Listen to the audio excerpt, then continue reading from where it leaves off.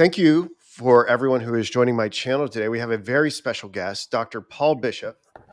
We are going to be discussing this instantiation of the Philemon series on C.J. Jung on psychological and visionary art. This is a very special text, complicated in its organization, unlike anything I think I've ever really read before.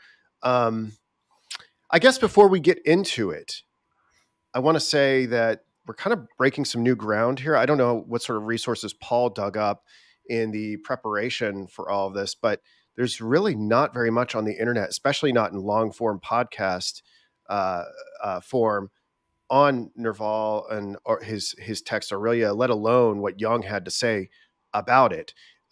If I could find anything, a lot of times it was in French. Did you discover any resources preparing for this? There is a lot of material in French, and I think that's one of the things that makes our point of entrance into Nerval slightly tricky.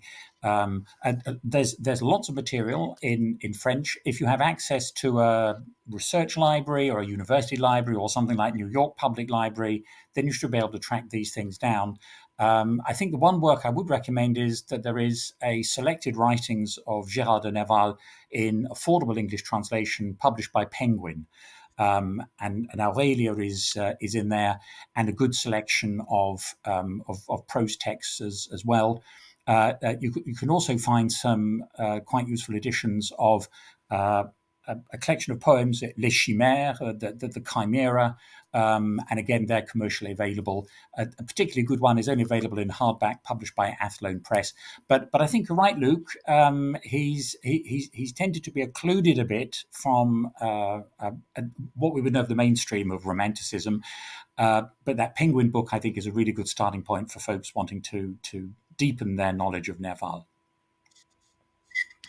Excellent. Well, this is my first introduction to Nerval. I never heard of him, or although as I have here on the first slide, I believe there have been little Easter eggs hidden concerning Nerval in popular culture. On the first slide that we have here on the screen is the episode of The Simpsons where Homer has a pet lobster, and I guess there is this apocryphal tale that Nerval was walking a lobster around Paris. I don't know how true it is. But it's very interesting, and I guess I've heard that one as well. I was just going to say that the version of it that I've heard is that when he's asked why he has got a lobster, he gives the reply: "It doesn't bark, and it knows the secrets of the sea." That's a fantastic answer. I think he also says something to the effect that there's no reason to privilege a dog or a cat over a lobster. It's all really equal as far as pets go. Although I don't know exactly how walking a lobster works, like the physics of it. Like I don't know how long a lobster can stay out of water and how fast you can go. I mean, it must not be a very long walk. I think they can only survive like a half hour outside the water. So, I would have thought it would be a fairly short walk. Yeah. I mean, if the audience can't tell already, Paul has a supreme grasp of foreign languages. I'm probably going to butcher so much German and French and possibly English today. But Paul, for anyone who doesn't know you, I mean, do you want to give a little introduction about yourself? Or I could just read what's off your Amazon page. Well, actually, the Amazon page will be a good place to go, because if you want to read anything I've done, then you'll find it there. And I taught German and a little bit of French for a number of years, but my main job was as a Germanist. And I suppose that I'd say the theme of what Nerval is doing ties very much in with my interest in Jung.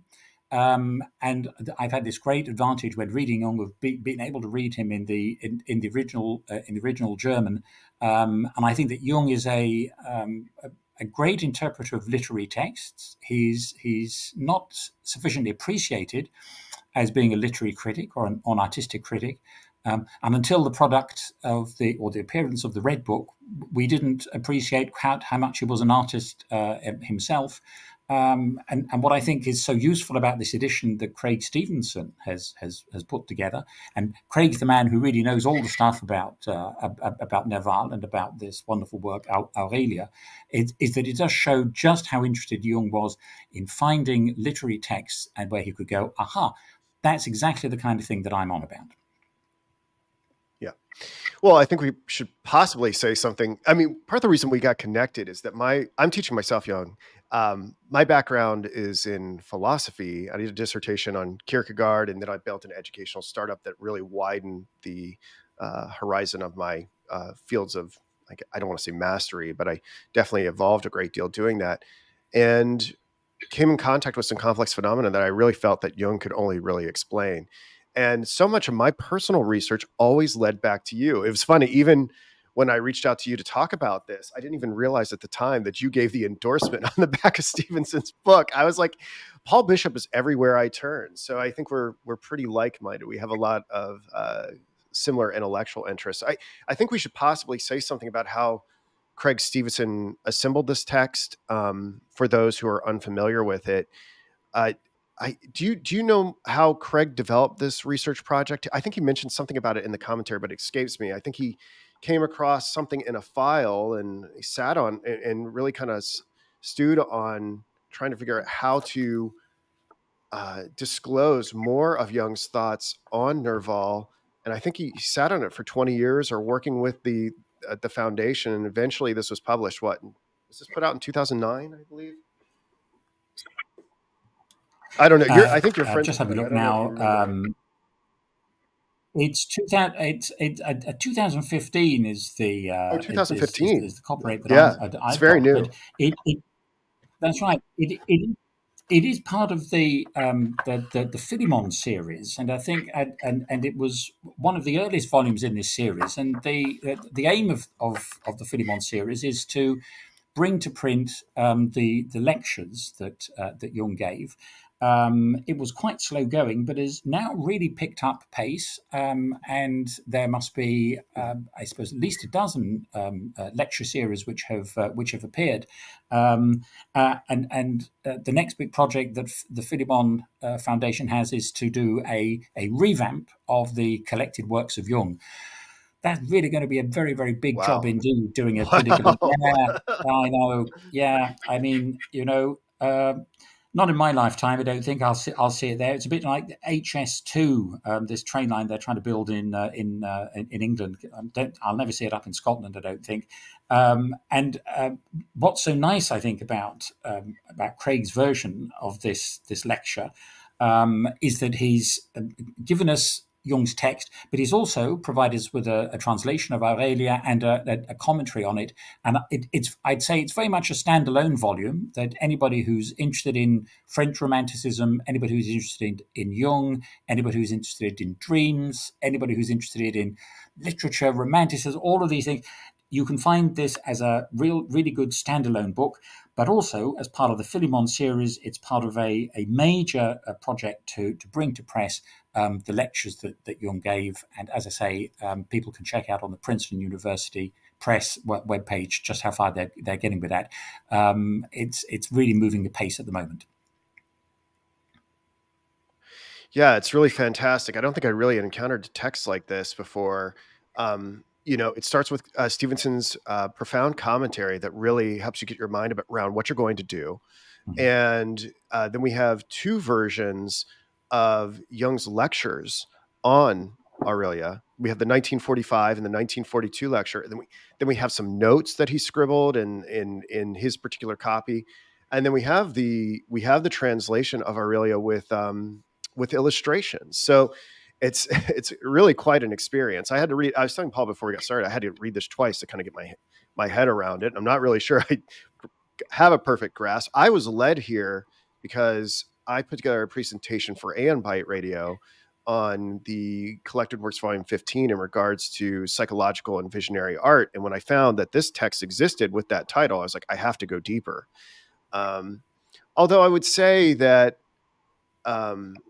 there's not a ton of reference back to Collected Works 15 in this. I'm trying to think. I should have checked the date on when I think those were published earlier though too. So, but we're going to get into those themes. Psychology and Literature, I think, is 1930. That's right. Paper in Collected Works, 15. Yeah. So,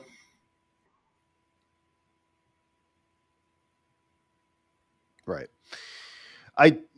We might want to. So prior to this being put out, we really only had the abstract from the lecture in Collected Works, Volume 18, and I've included that here in the first slide. Perhaps I should. Well, perhaps we should read it and to kind of give some orientation to our audience, if that's okay with you. Absolutely, great idea. I had to, So I'll try. I'm sure I'm going to butcher some of this here, but Jean de Nerval was a lyric poet and translator of Goethe and Heine. He is best known by his posthumously published novel Aurelia, in which he relates the history of his anima and at the same time of his psychosis. The dream at the beginning of a vast edifice and the fatal fall of a winged demon deserves special attention. The dream has no lysis. The daemon represents the self, which no longer has any room to unfold its wings. The disastrous event preceding the dream is the projection of the anima upon une personne ordinaire de notre siècle. I guess that means an ordinary person of the century. Paul could probably say that a lot better than me. With whom the poet was unable to work on the mysterium and in consequence jilted Aurelia. Thus he lost his pied à terre, his footing, I suppose, and the collective unconscious could break in. His psychotic experiences are largely descriptions of archetypal figures. During his psychosis, the real Aurelia appears to have died, so that his last chance of connecting the unconscious with reality and of assimilating its archetypal contents vanished. The poet ended by suicide. The manuscript of Aurelia was found on his body. So that should give our audience a sense of what we're about to tangle with. That's right. I mean, I think it's interesting how Jung is bringing out there the personal background to this work, the tragic outcome, the tragic ending of his life at his own hand, and I understand that there is some uncertainty as to exactly the place where it is that he is said to have killed himself. I mean, it's a kind of grotesque point of detail, but it reminds us that there is, for all of this wonderful textual reference and all of this wonderful literary aspect that we find, that there is also a human tragedy underlying it as well. That's very true. I think there's even dispute about the manner in which he took his own life. I think Stephenson calls into question the reliability of those that were reporting the nature of the death. So there's some ambiguity mixed in here. I just brought our attention to this this etching that Albrecht Dürer did of Melancholia 1. We in this abstract, Jung mentions the daemon that falls, and Nerval compares it to this particular image. So that's there for our audience. Why don't we go on to the next slide? So I think we've talked a little bit about who Nerval is as a person. I think we should probably talk a little bit about his relationship with Dr. Blanche. Is that how you say his name, Blanche? And Dr. Blanche, what exactly the nature of that relationship? How this book? Yeah, Dr. Blanche. So Nerval, I believe, was hospitalized. I think it was 8 times during the composition of Aurelia, if I have that correct. Yeah. And he was working with this medical doctor who advised him to write his way out of his psychosis. And I think Jung's particular interest in this is not only from sort of a psychological understanding of whatever malady was plaguing Nerval. I think back at the time, they diagnosed him with like theomania, or I think that was one of the names, right? That you're hearing God's voice or demons' voices or something to that effect. But the fact that in this process of going under in his psychosis, he got in contact with the collective unconscious. what he had kind of an ambivalent relationship with Dr. Blanche. Do you want to speak to that, or should I say more about it? I think you might have something to say. No, well, I think it's useful to bear in mind, why is Jung interested in this text? And I think quite rightly you talked about him being encouraged to write his way out of his psychosis, as it were, and I think that must have had an immense attraction for Jung, who, in a sense, does exactly the same thing with his Red Book. That is also both a therapeutic act, an act of self-therapy, if you like, as well as also then staking a claim to something more of an objective nature, more as a kind of revelation. And I think that's interesting to see. Nerval is drawing a lot on the books that he read in his uncle's library about the occult, and I think that the work exists on this kind of a knife edge between a work of fiction, a work of literature, and a therapy, a cure, and maybe a revelation. Yes, indeed. But it's interesting. What I found so interesting about it is that Nerval kind of acknowledges the practical utility of writing his way through his psychosis, and I think Jung picks up on it as an effective way for dealing with what plagued him during the composition of the Red Book. I think that's fantastic. But there's this tension that there's something profoundly reductionistic about modern medical science that was eliminating some essential life principle, that to reduce everything to some sort of disease would snuff out something essential to the human spirit. And I think Blanche picked up on that. It was like exorcism by medicine. And he has this whole thing where he talks about the tension between Hippocrates and Asclepius.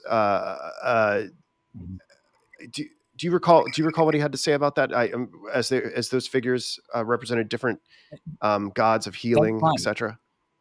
Yeah, that's right. It's a remark, I think, which Nerval makes in a letter to his father, where he talks about the difference between the Hippocratic approach, which is, as you say, a kind of medical reductionism, as opposed to the Asclepian, which gives some credence, some credibility, allows the vision to speak for themselves. I mean, he's thinking here about the treatment of Asclepius involving incubation, a psychological descent into the depths, from which you would then come back cured. That's not the kind of thing that Hippocrates gives. That's not the kind of thing you're going to get on the NHS or any other public health service. No, you're not. That's fantastic. For this slide that we have before us here, for the background image, I was like, oh, I have to make this as a slide. That this is part of the complex genealogies that Nerval produced while under treatment, under care.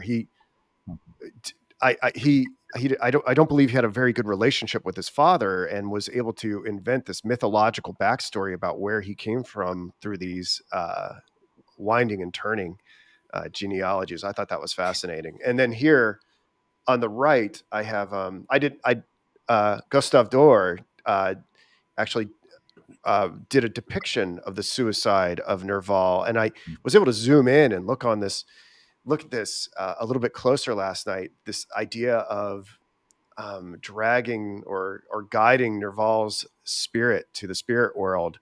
This is quite a profound image that we're looking at. It's a remarkable image, isn't it? Quite shocking in some ways. In its the brutality of the depiction of the hanged poet there at the bottom right hand corner, and then the skeletal figure trumpeting victory and pulling the white soul figure away to lift it up into the spirit world. But it's the way that soul figure is looking back on the corpse, yes. which is a strange mixture of almost a sense of loss, of regret to be leaving, and there is something about the spirit world as it's described by de Nerval, which is quite unnerving. And I think we need to think about this question of what is the status of these visions that Gérard de Nerval is proposing to us. I just wanted to say one thing briefly as well, if I may, about these cod biographies, this reinventing himself in terms of his genealogy, because of course that's something that Jung did as well. I mean, Jung complains about, and therefore the story that he's an illegitimate child of Goethe, and I think there's something there which is interesting about them trying to say, I exist in the world as a result of a biological father. I want to exist in an ideal or spiritual or archetypal or symbolic world by choosing a father of my own. Yeah. I think Nerval, didn't he attach himself to Napoleon in these genealogies? Yeah. I think so. Yeah, he's got it. So that there are a lot of father figures which are whirling around in this, but I think that identification with Napoleon is also to be set against, and I think that's there in his choice of a lobster, is that there is a social critical aspect to Gérard de Nerval as well. He has got one foot in the spirit world, as it were, but he's also got one foot in the political world. So this is, I think, what makes him such a fascinating figure. Yes, he is. Perhaps you can speak to this. Something that came across in my research. This is the first thing I've ever read of Nerval's, but the praise seems to largely go to Sylvie. Have you read Sylvie? Yes, yes. I mean, it gets a reference in the text. It is a reference in the text. It's there are numerous points of contact, I think, between Sylvie, the idea of a lost love, the idea of a childhood romance that emerges somewhat problematically, perhaps at one point in Aurelia as well. But of course, this idea of describing the feminine in an idealized or archetypalized way, I think, is something which one finds in a lot of romanticism, certainly a lot of French romanticism as well. If one compares his view of the feminine to what you find in someone like Charles Baudelaire, there's this sense that the feminine is not just the other with a small o, but represents the other with a big O, and is about otherness, is about everything that we are not, and ultimately, in the form of Isis, is divine. Right, that's right. We're going to get deep into that, to the realm of the mothers. I think we're going to talk about that here. I guess since we're talking about Aurelia, we should probably say there's a real life correlate. This woman, Jenny Cologne, if that's how I think that was this not his anima figure or the ordinary woman that he pedestalized? I think that's right. Well, often the name of Jenny Cologne is mentioned. So an actress, and that I think is the name of the figure of the woman can be identified as the woman whom the narrator meets in the first pages of the text, and then there is a pianist, Marie Pennell, who is the woman in another city. So one can draw links from these fictional figures to really existing biographical ones. But I think you've put your finger on it when you've talked about these are anima figures, and that it makes most sense if we realize that if we read these feminine figures as part of an ongoing psychological process which is being enacted.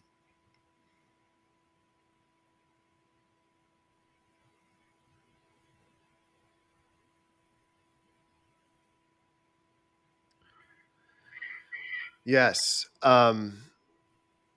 Something I forgot to mention earlier, and I hope you can still hear me okay. Something I forgot to mention earlier when we were talking about the composition of the Stephenson text. Something that I found profound is that we actually have the minutes from the discussion of the 1945 lecture. And I went through, and we'll get to that slide shortly, but I went through and I identified every single person that was in attendance. And it's an incredible historical historical record. So we'll get to that shortly. But I just recalled as Paul was speaking that I had forgotten to mention that in terms of the ordering and the composition of this text. Why don't we go on to slide 3, and we'll talk more about that here shortly. We've perhaps covered a great deal of this. I mean, we've talked. I could read this to kind of give you a sense of the narration of what happens here, but I mean, I think the idea is that our protagonist is going to have these series of visions and dreams, and trying to make sense of what he's being initiated into. And we've made reference of this cult of Isis. And we've spoken a little bit about Jung's interest from the perspective of tapping in, getting a pure distillation of what the collective unconscious, how it's working through Nerval. And specifically like how it's going to influence the composition of his Red Book. I need to consult my notes here for a second, but do we want to say anything else about why Jung took it that we haven't already said, took a special interest in this text? There is one particular passage that I perhaps would like to read. It's shorter, from his lecture, and then he quotes Aurelia. He says, the text Aurelia opens with the following sentence: dream is a second life. And from here, the author immediately goes on to speak of what nowadays we call the unconscious. Little by little, the dim cavern is suffused with light, and emerging from its shadowy depths, the pale figures who dwell in limbo come into view, solemn and still. Then the tableau takes on shape. A new clarity illuminates these bizarre apparitions and sets them in motion. The spirit world opens for us. I thought that was so beautiful. There's so many beautiful passages here, but absolutely, yeah. No, it is. Yeah.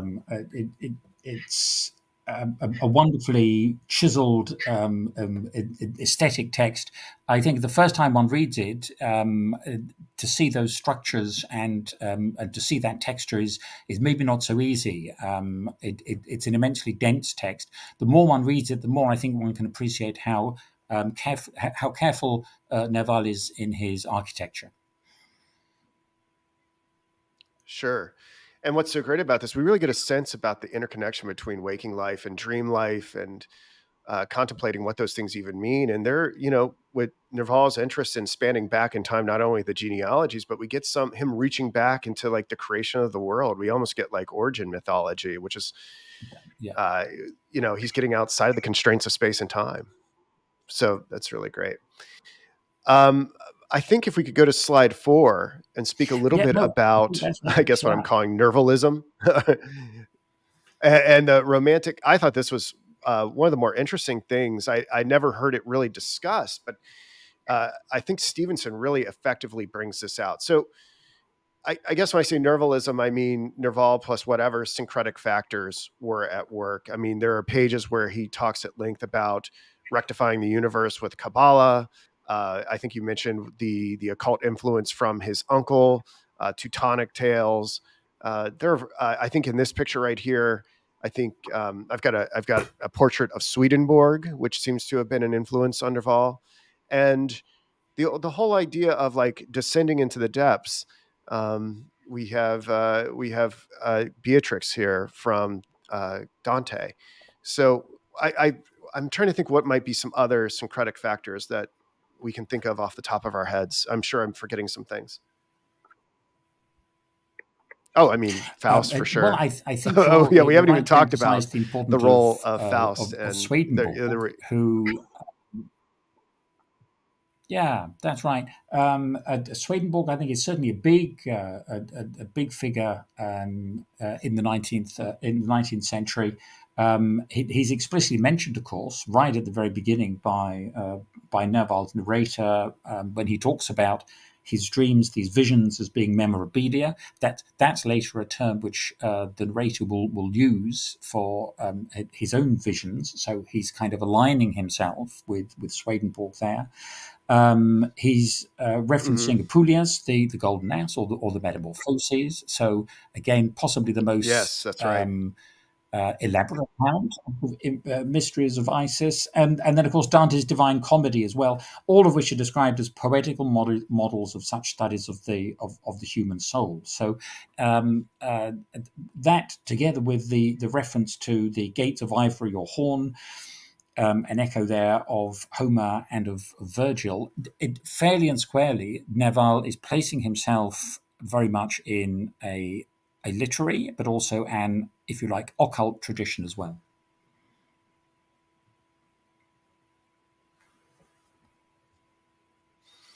Yes, indeed. And what I thought Stephenson did so effectively by, all these forces shaped Nerval's embrace of, or fashioning. I guess you can probably speak more to the chronology of this new worldview that comes in opposition to the Christian understanding of metaphysics, with heaven, the good place, heaven above, we're stuck here, and then hell. There's this idea that descending into the depths is actually not so taboo, and he reaches out to German romantics that we're going to actually reconnect to the divine by going deeper and down, not necessarily ascending. And I thought this was a really profound point that Stephenson brings out in his commentary. If I can read a passage that Stephenson wrote. The revolutionary force of Romanticism resided not in its rejection of reason, but rather in relocating the life principle in the depths, in the irrational underworld of the dead.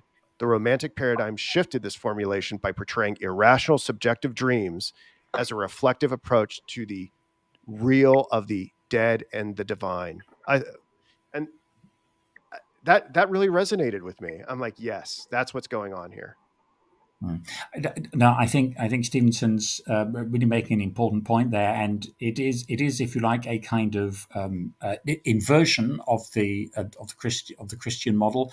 Mind you, I mean, there are myths which challenge this idea of a descent in earlier times. I'm thinking of Plato and the myth of in Book 10 of the Republic, where in fact the good souls do ascend upwards and get to see the whole spindle form of the universe. So there are various versions or models of the other world, some of which are taken over by Christianity, some of which are recluded by Christianity, some of which then, and I think Stevenson's right, re-emerge in the form of Romanticism, and in particular German Romanticism, but not just. Yeah. And we get a little bit into this in the meeting notes, talking about the tension between what's going on in the French consciousness and the German consciousness. Might need your help teasing that out a little bit, but that is a point of discussion. Why did Nerval feel like he had to embrace something within the German Romantic tradition? I think something we haven't mentioned here as an influence, and definitely bears announcing it, is that very early on in Nerval's career, he did a French translation of Faust.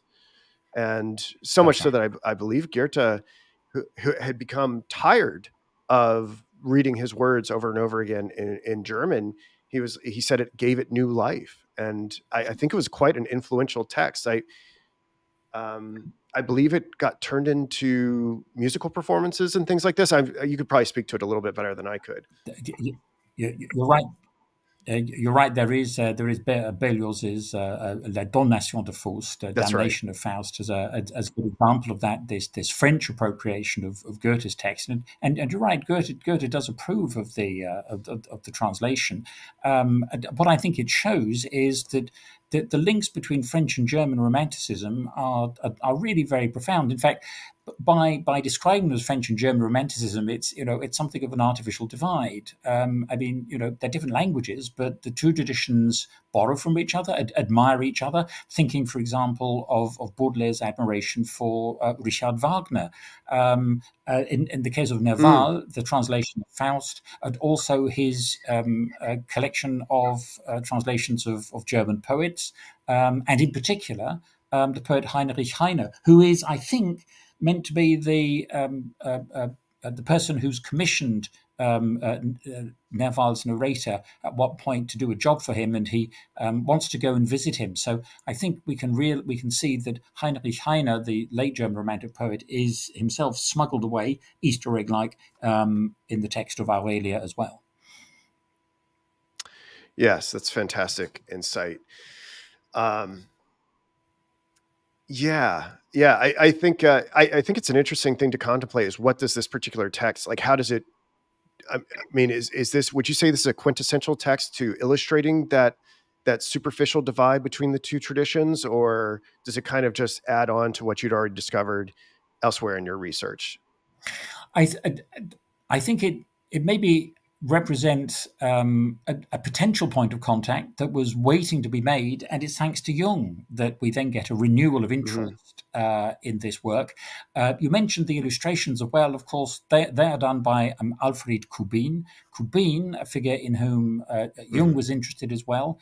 Not just Jung, Ludwig Klages, the German vitalist philosopher, who also wrote a treatise on dreams. By the way, entered into a brief correspondence with Alfred Kubin, the author of The Other Side. So that's a kind of very, very programmatic title. So I think we can see an ongoing borrowing, mutual appreciation.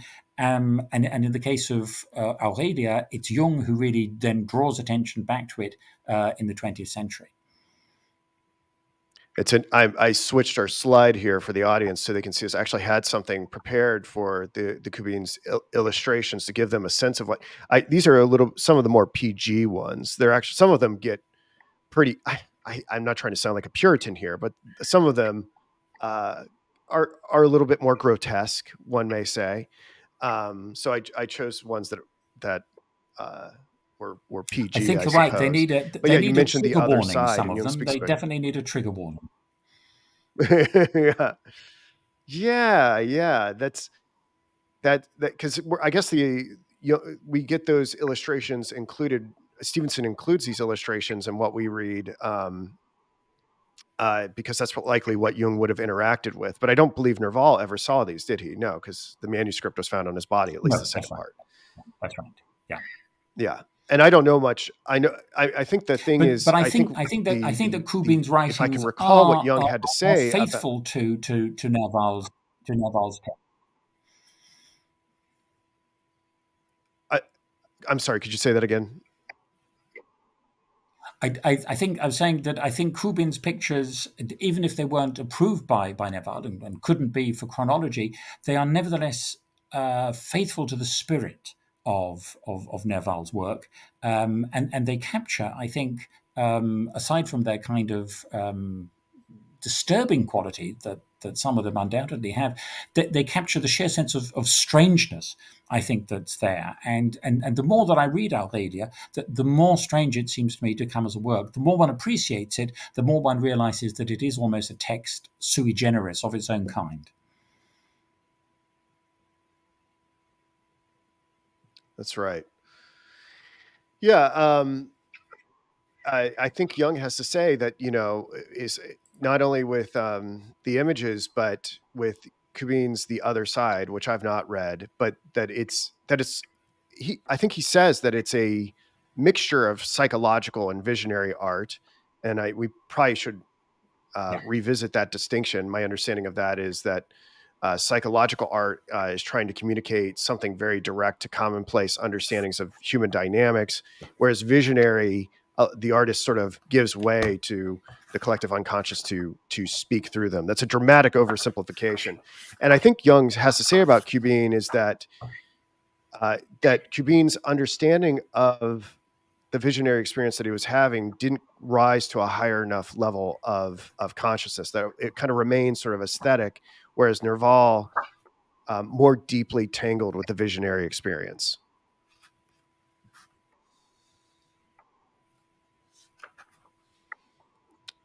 So yeah, that's right. And we've spoken. It's interesting that Jung indexes. I'm just going to make this point, that it's interesting that Jung indexes this difference between the psychological and the visionary in terms of the two parts of Faust. Yes. Oh, yeah. Not just Faust, but this going back to the Collected Works, Volume 15. He does it with the Shepherd of Hermas and also with the Divine Comedy. And that's right. It's really fantastic. And I think we see that here as well, right? Where the love interest ultimately gives way to a larger mystical understanding.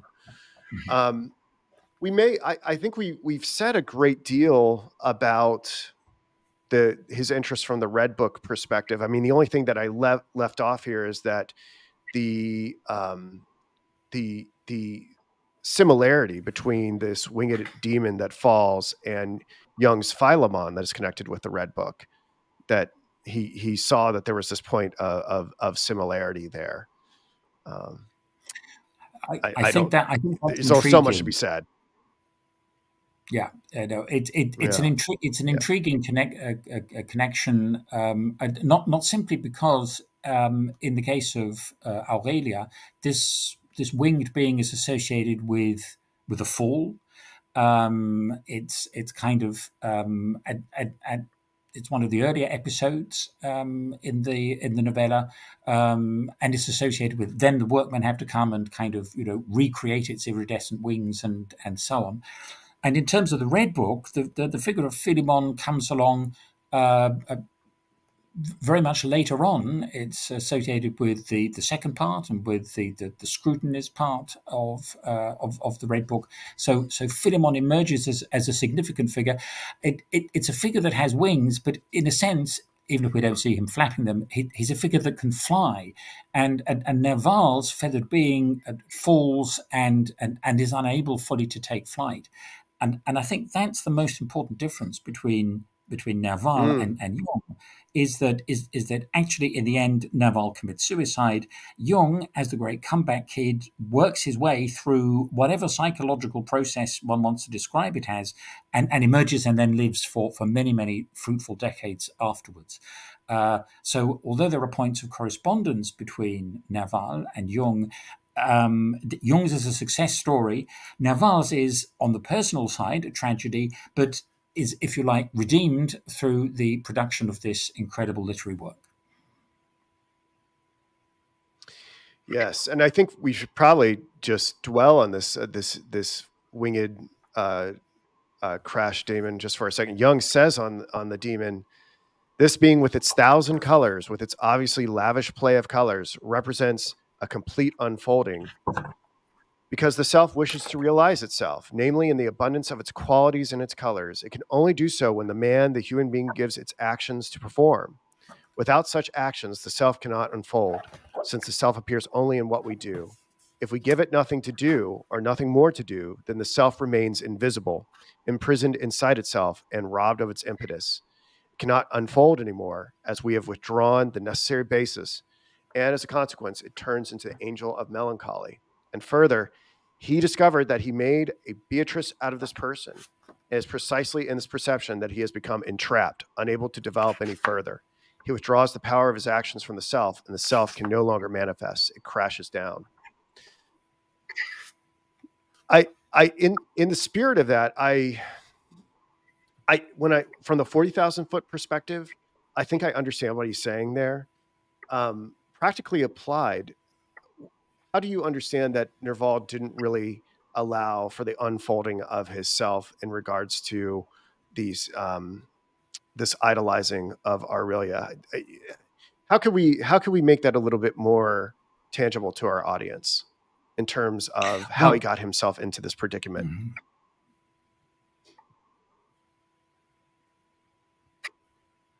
Yeah, I think one thing to note would be the fact that you have very early on this motif of a fall with this strange winged creature with these shimmering wings. And it's interesting to note that Nerval himself says, "I could not stifle my shrieks of terror, which woke me with a start." So it is an image which is shocking to the narrative figure as well.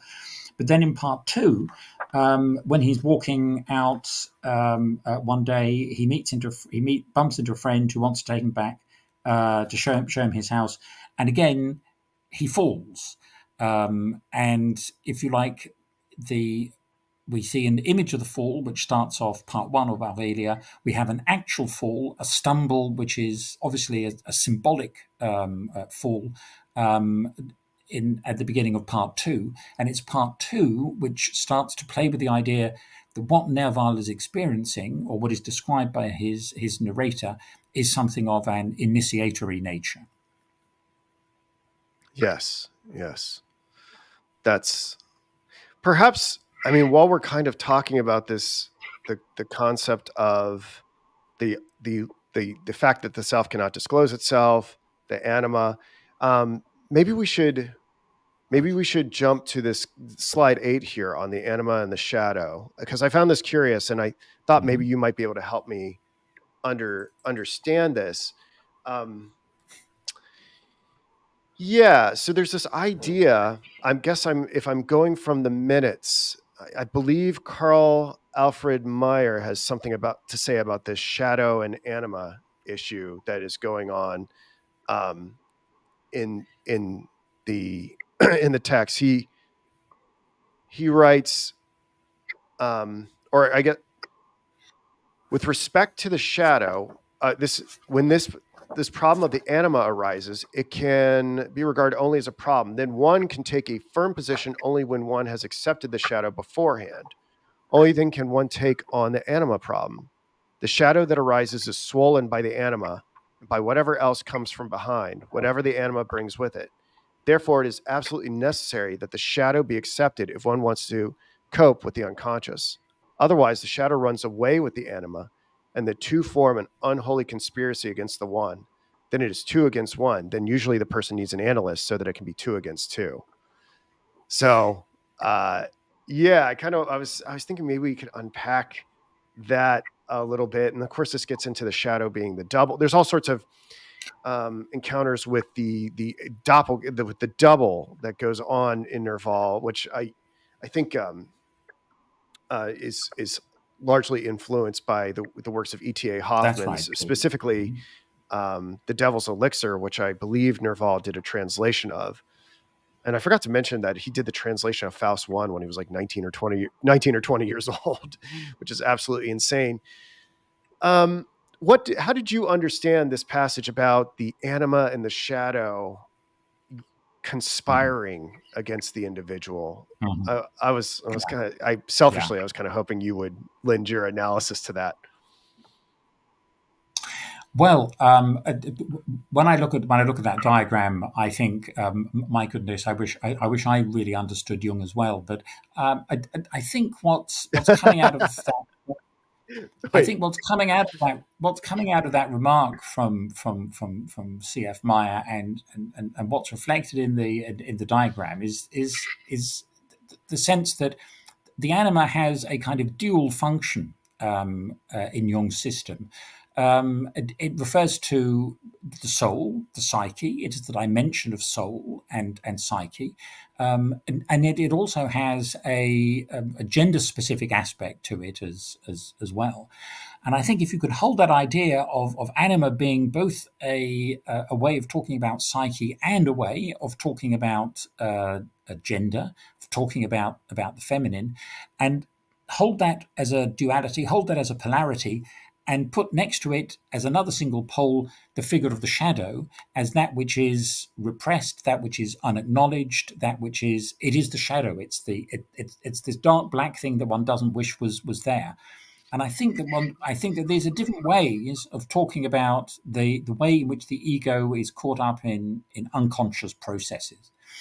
And I think that you can look at something from a shadow angle. You can look at, I'm not an analyst, but I would say you can look at something from the shadow angle. You can look at a problem from the anima angle.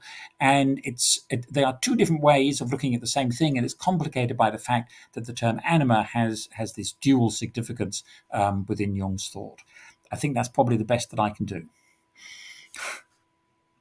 Yeah. I was like, if you don't know what Jung is saying, I'm still very much a student. So I guess we all are. You might want to say a little bit more about the shadows.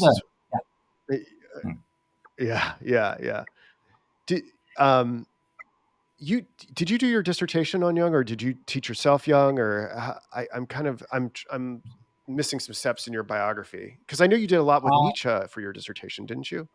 That's correct. The dissertation work was on the reception of Nietzsche in the thought of Jung, and my excuse for dealing with these figures has always been, well, look, after all, these people are writing in German, and I'm meant to be a Germanist, but I also think that they're part of a great intellectual tradition which comes out of German Romanticism, is then refunneled into psychoanalysis, analytical psychology in particular. And I suppose I'm interested in trying to ask, can these ideas really work? In other words, we use them from an intellectual, historical perspective, but the reason why they're significant is that there is more than a kernel of truth to what these figures are saying. In terms of the distinction that we were looking at between psychological and visionary literature, I think we can see that is picking up the distinction that we find in Nietzsche between Apollo and Dionysus, Apollinian art and Dionysian art. So there is this great continuity between Nietzsche and Jung. And even though we don't have any diagrams, if we hold out that idea of a polarity, I think we'll find that that's a useful conceptual key to unlock many of the thinkers in this tradition. They think in a polaristic way. They're interested in not simply splitting things apart, but seeing the things that like a magnetic pole, you have the opposites, but they are bound together in some way. Right, and I mean, I've included your text here, the analytical psychology in German classical aesthetics, Goethe, Schiller, and Jung. I mean, that looks amazing. By the way, I really want to read your book on synchronicity, the one with the beetle on the front of it. I gave a little shout out to it on Aeon Bytes. I think it's like $300 on Amazon, so I gotta find a copy of it somewhere. But yeah, I just want to give a little shout out here. I think the problem is that it's gone out of. I think the problem is that it's gone out of print. So so you're only going to get it from antiquarian booksellers. Yeah. If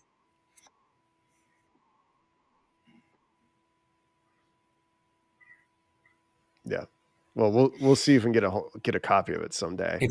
I haven't given up the fight on it yet.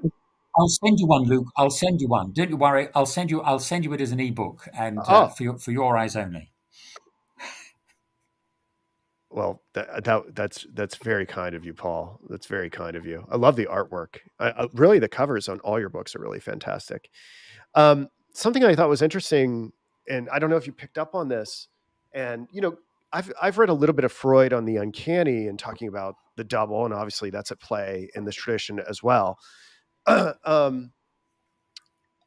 We get something I hadn't really picked up on before, but it seems like when, and you've heard this thing about like this German tradition that if one were to encounter their double, it's a really bad omen, right? It doesn't bode well. But it's almost like encountering the double for Nerval, like gives him a glimpse into the future. And do you recall what I'm talking about? Like he has this experience where he sees someone just like him and his friends come and visit him, et cetera, and then it happens later. And I don't know. I struggle to find Jung talking about the double in a meaningful way, but I feel like he might be open to this idea that something about the encounter with the double gives one foreknowledge.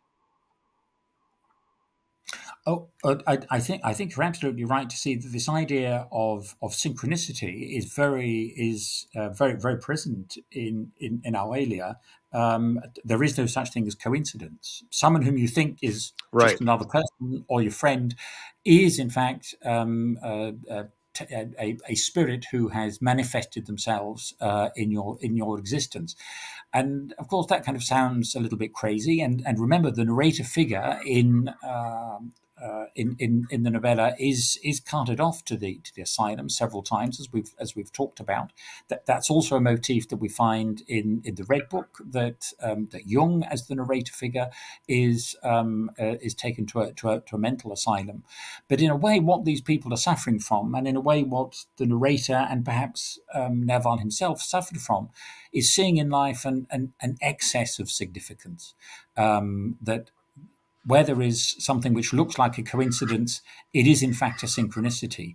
And I think that's what's interesting about that, is that it's a very different pathology from what most people suffer from, which is an absence of meaning in their lives. If Nerval has a problem, it's that he sees significances wherever he goes, and in a way his ego is overwhelmed by all of this significant material coming towards him. what's your feeling about this? Is this the uh, is this the pathologizing of like a very meaningful way of living one's life? I have to say, if I suffered from anything, I suffer from that as well. I tend to see everything as connected to everything. In fact, it was, you kept popping up everywhere, and and that's why I reached out, because I was just like, this means something. This man is supposed to help me on my journey. Well, well, sounds like you need an analyst, but I mean, I think, to be serious about I it, I do, think Jung makes this point Jung makes this point that the ego cannot simply open itself up to the collective unconscious.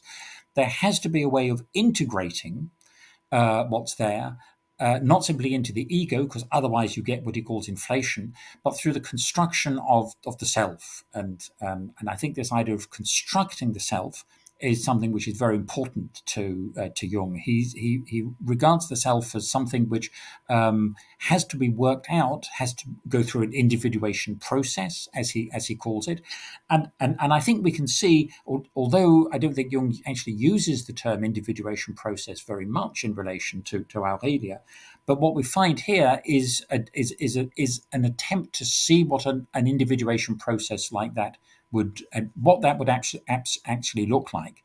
And as we know, because of this biographical tragedy, we can see that it doesn't work in the case of Nerval. In the case of his narrator figure, and in the case of this work, in fact, he says, no, he has arrived at this integration of everything he's seen. All the same, he says, I am happy with the convictions I have acquired, and I compare this series of ordeals I have undergone to what, in the ideas of the ancients, was represented by the idea of a descent into hell. So he is able to construct something meaningful on the level of literary text in a way that, tragically, in his personal life, he was unable to do. We could talk about, this hour has flown by. I do think we should kind of keep to our constraints, but one last thing I wanted to bring up, and it's relevant to this inflation concept, or seeing meaning everywhere you go, is towards the end of Aurelia, there's some quite poetic musings, religious musings. Nerval seems to seek redemption and salvation. He goes into a church and he hears a mass or a hymn that he believes is personally tailored to him, very Truman showy. But there's this, I love these ideas where he talks about like the whole world conspiring, even the animals. He writes, to my mind, these figures represented our triumphant ancestors. This idea led to another, namely that there was massive conspiracy among all living creatures to reestablish the world in its original harmony, and that the magnetism of stars provided their means and communication, and that the minds committed to this general communion were linked by an uninterrupted chain stretching across the earth, and that all their songs and dances and glances, drawn ever closer by magnetic attraction, translated this shared aspiration. To me, the moon was the sanctuary of those fraternal souls who, delivered from their mortal bodies, were all the more free to devote themselves to the regeneration of the universe. It's fascinating to hear him struggle with being, there's the whole talk about how he's and this goes back to that image that we looked at earlier, where his death is dragging his soul, that he's kind of connected to this vision of the afterlife that's in antiquity. And he's kind of trying to syncretize it with Christianity, but he can't because he's read too much. He's had too much influence from his uncle, et cetera, et cetera. But he still kind of comes up with this, I don't know if we want to call it pantheist or panentheism. I tend to think that maybe that might be a reason why Jung is interested in Nerval, that there is this pantheistic hypothesis at work in his writings. I don't know if I thought these were some of the best passages in the text. They are undoubtedly key passages, and I think one way of seeing the quintessence of that would be to think about the way that part one ends on this image of a bloody serpent encircling the world. So we have this Ouroboros figure, the snake that devours itself, But in part one, this is a figure which is associated with war and with destruction. In part two, this serpent image, this Ouroboros image, returns. Only this time, it's indexed to harmony, and I think you can see that the journey from part one to part two is a quest to find this harmony, and it's a harmony which is achieved on the literary plane, but if not in biographical terms for its author. Yes, yes. Well, Paul, this was a really exhilarating conversation. Is there anything that you think we should discuss before we bring this to a close? I mean, really, we could talk about this for hours and hours, and hopefully, at the very least, we have given the audience a sample of what this text involves. Go read it, make more content, make more discussions about this. Reach out to me at least, or perhaps Paul, if he wants to do that as well. There's a lot to be said about this. No, absolutely. No, I think I'd say to people, it's a very short text, but it's quite a compelling text. You can read it in this selected writings that I talked about, published by Penguin. I'd also heartily recommend Craig Stephenson's edition as well, because you get the pictures, you get the commentary, you get the Jung lectures as well. And I'd also recommend reading Nerval's poetry, the collection of sonnets known as the Chimeras, Les Chimères, because many of the motifs we find in Aurelia, you'll see them also in the poems, which are even more Pythagorean, even more, if I may say, esoteric, even more compelling, even more beautiful.